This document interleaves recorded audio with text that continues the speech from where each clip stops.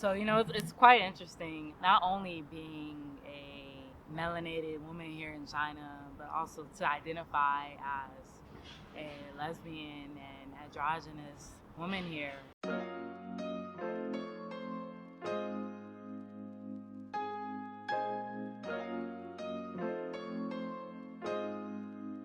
What's up, guys? My name is DM Frazier, and I'm from Oakland, California, currently living in Shenzhen, China. I'm the founder of Afromote. We cater to the Afro and African community abroad, and you are watching the Blackpats. So coming out to China was actually pretty random. I never really saw myself coming to China per se, even though I grew up in a Chinese community in the Bay Area. So there was definitely that familiarity to coming here. I spent the year in Morocco, my first year abroad, so that really opened up my eyes to, being in another country. So after I graduated from college, I worked in nonprofit management, also did a few indie films, but I still felt like I needed to experience more life. And I went to a job fair with a friend, and the lady approached me and asked me had I ever considered teaching abroad. So I actually hadn't considered that before. She gave me some information to apply to, and from then on there, it was just pretty much smooth sailing. So after graduating college, I got to dabble a lot in the film industry, which is definitely a passion of mine. I consider myself an artist at the foremost. So I spent a lot of time working on film projects in the Bay Area as well as in LA with a few friends of mine. But I quickly learned that even Hollywood a lot of time doesn't give African Americans or Blacks of the diaspora the credit that they deserve. Me being the type of person that I am and actually being fully embraced by my family, I consider my parents, they grew up in the 70s, so they're definitely hippies. So they're very open-minded, and they always have encouraged me to, be myself to the fullest. So really anything that I wanted to do in life, they were always, encouraging me to just go for it. So coming here to China really wasn't a big surprise for them. So I actually created Afromote because I felt like Black people in general going abroad struggle quite a bit with trying to connect with other people. Growing up in the Bay Area, like I mentioned before, having such supportive parents, and my mother and grandmothers raised me. They always encouraged me to get out there and find things that I needed. So they were very resourceful people, and actually they were business owners. My grandmother owned restaurants growing up. My mom owned their own businesses as well. So I've always had that instilled with me to be an entrepreneur. So I was the first person in my family to go to college.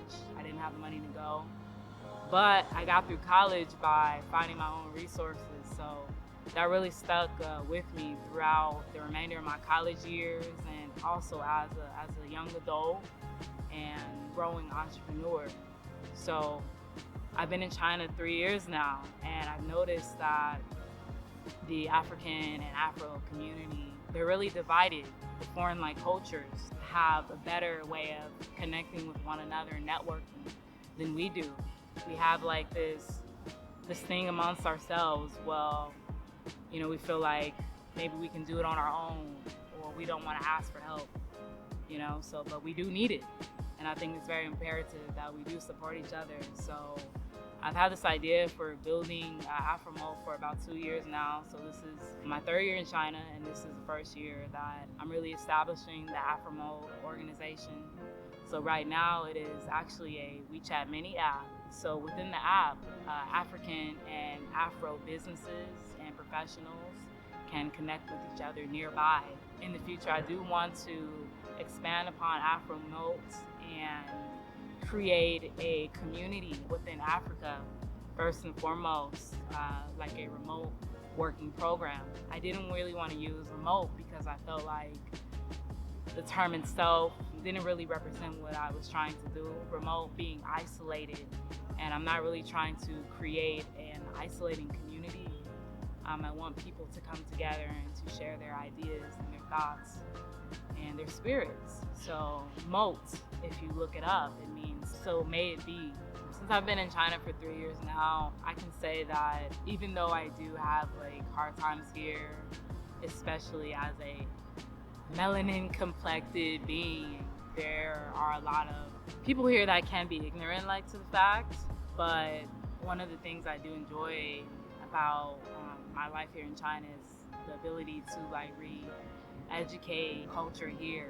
I do get people coming to me a lot, which I'm sure like a lot of foreigners get in general, but it's really nice when like the people here really want to know about my life, my upbringing in America.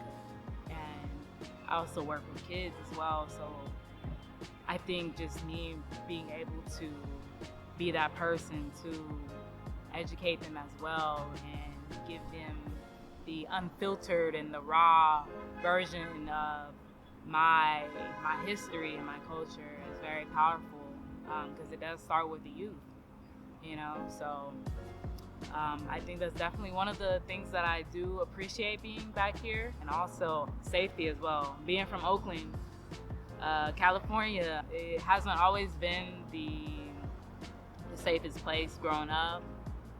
I experienced a lot of deaths in my community. I've seen a lot, and I do like the fact that out here I can like walk out the house at, you know, any time of the night. If I want to go for a walk, I feel safe.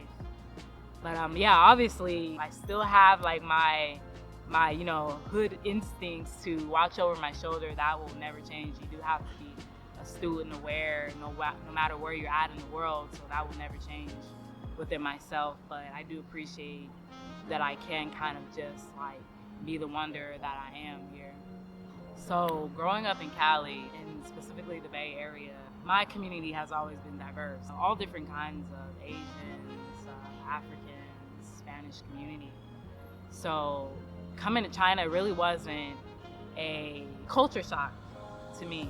But there were a lot of things that I definitely had like expectations for. I thought that Chinese people specifically traveled a lot more, but I do notice that when Chinese people, like when they do travel, a lot of them, they do stay like within their specific group. This is a collectivistic culture, it's not really individualistic. So I do take that into consideration now at this point in my life. But before coming here 3 years ago, a lot of things did bug me, and things that I didn't understand in terms of the lack of knowledge that some Chinese had about the world. And I won't say that a lot of people were on the same page in terms of their thoughts about the world and traveling, but yeah, I really don't take it personally in terms of their lack of knowledge here. I know that China's only been open for, you know, a couple decades now here, and so having that cultural fusion and the diversity here is really an emerging concept for a lot of people. I mean, they're not used to seeing, especially when you go into these rural communities, they still haven't, you know, been around many foreigners. So I feel that they're more curious on a daily basis. Of course, I do have, you know, little annoyances in terms of, you know, you got people taking pictures of you. Sometimes you just want to have a moment to yourself, you know? So I may not be in the mood to take a picture.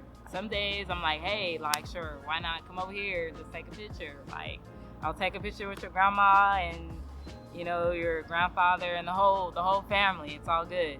I do feel like being here in China does like force me to remove a lot of insecurities that I've had like about myself, and to just really just like give it up and really just be open and free, and to, you know, pretty much not take anything personally. All right, so one of the crazy experiences I've had here being in China was actually very close to me.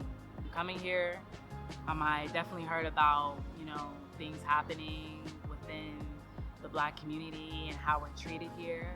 I never really felt like it would personally like affect me until one year. I invited my father to come out here, who had a long dream of visiting China. I mean, my dad grew up watching, kung fu, like Bruce Lee movies. So it was really like a dream of his to come here to China and experience the culture.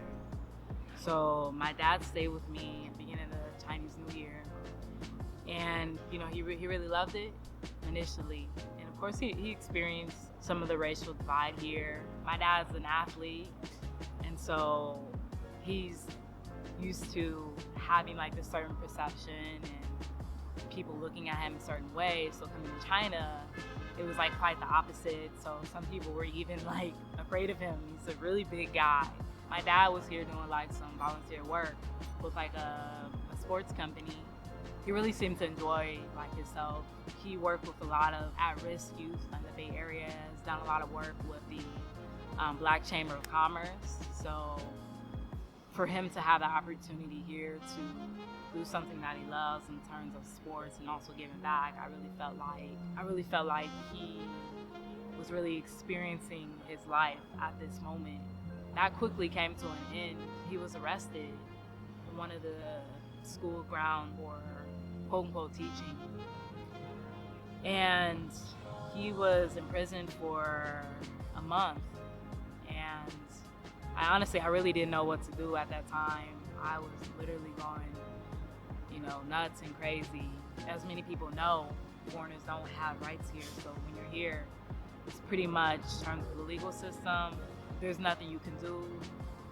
There's a lot of favorism and behind the scenes negotiations that, come along with this territory. So while there were other people that were taken, like my dad, because my dad was a Black man, for one, because they actually told me they felt like my dad looked like he was a bad man, they kept him longer. They let everybody go. That was really heartbreaking for me because I felt like there was nothing I could do. I was contacting the U.S. Embassy every day, trying to go see my dad. Other foreigners were allowed to see their family members. I had to talk to my dad through a phone that barely had signal. To begin with, I was rushed. I felt like, it came down to money as well, and the perception of Black identity here coming out.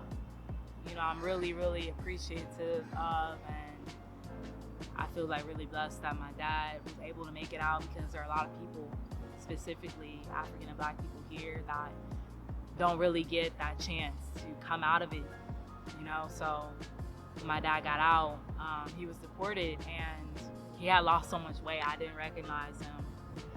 Literally, brought me to tears. I'm not even a crier like that, but this really took everything out of me.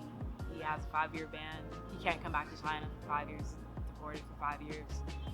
So, that was definitely the turning point in terms of, knowing my worth here in China.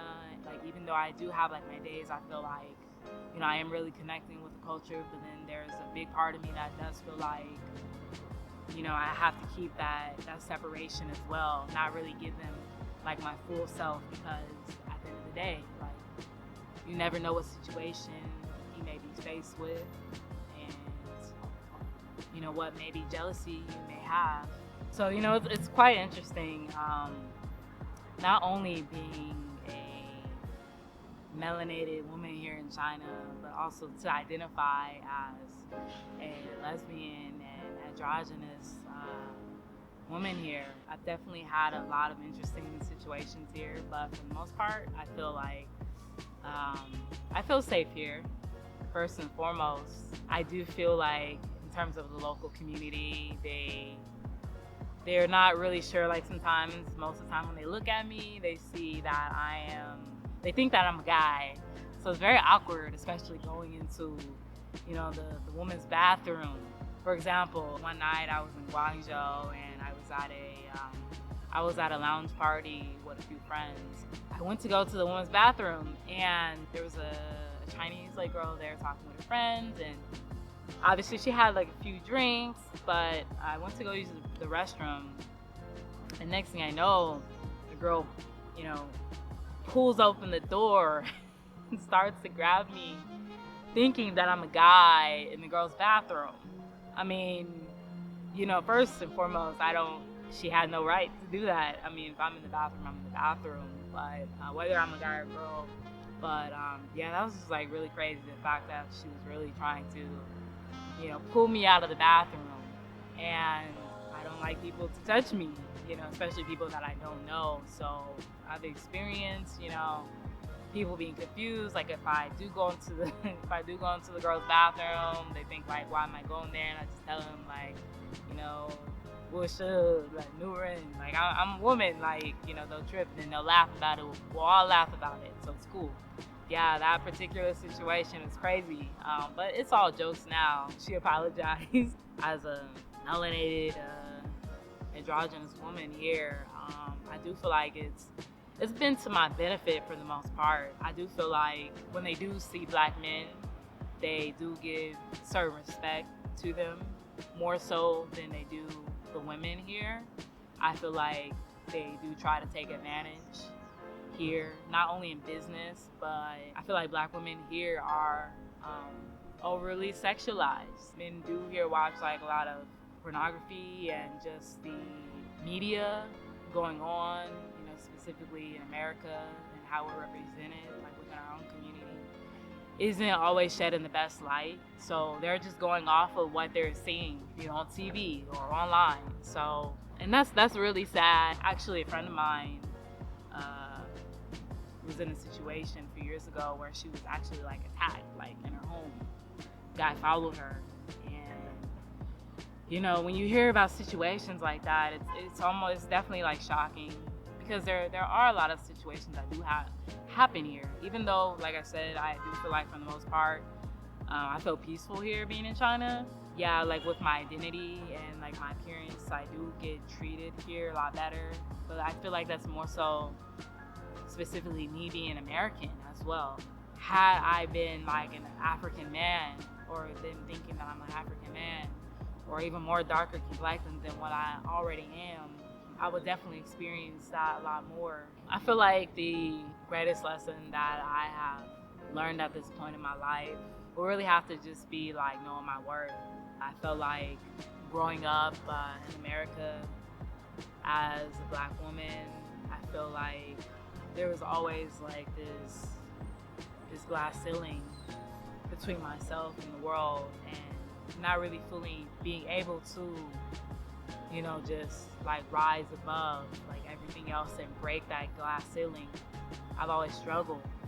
So which brings me to me like wanting to be abroad and having that freedom to create like my own identity. So coming here in China, I do feel like I have that opportunity to, you know, really like show up for myself and like really, you know, show up for like my culture, being identified like as a black woman and, you know, African like heritage. I feel like I really get to like educate, you know, the people here of what, you know, black culture is, you know, what it means to misappropriate our culture, and also, you know, really to have that cultural exchange as well, you know, like really just, you know, teaching people here, you know, about, you know, our history, especially when I'm working with kids in the community. I also teach drama class, by the way, so yeah, I really think it's really cool that I get to be in the position to do that. So yeah, I really feel like at this point in my life, just knowing my worth. China is definitely it's a fast lifestyle. It can be, just depending on where you're at. Right now I'm in Shenzhen, so coming from the Bay Area to Shenzhen, it's just like, you know, 20 times as busy than New York City. So I mean, it really is you know, it can be a concrete jungle here. So you really got to learn fast in terms of like the culture, not only the culture, but just the ways of the people here. So I've learned a lot of valuable business skills here, and, you know, interacting in terms of my finances here, and just making the money that I feel like I deserve here. It was great talking to you guys. I hope that you guys are a little bit more enlightened as far as what's really going on here in China with us, and I appreciate all of y'all for listening to me. If you want to know more about Afromote, you can add me via my Wechat under dfrazie2, DFRAZIE2. If you want to search for the Afromote Wechat mini app, you can look under your mini app feed and just type in Afromote, AFROMOTE. Also my Instagram, I'm just now launching this, but you can add me on there as well. Afromote, AFROMOTE.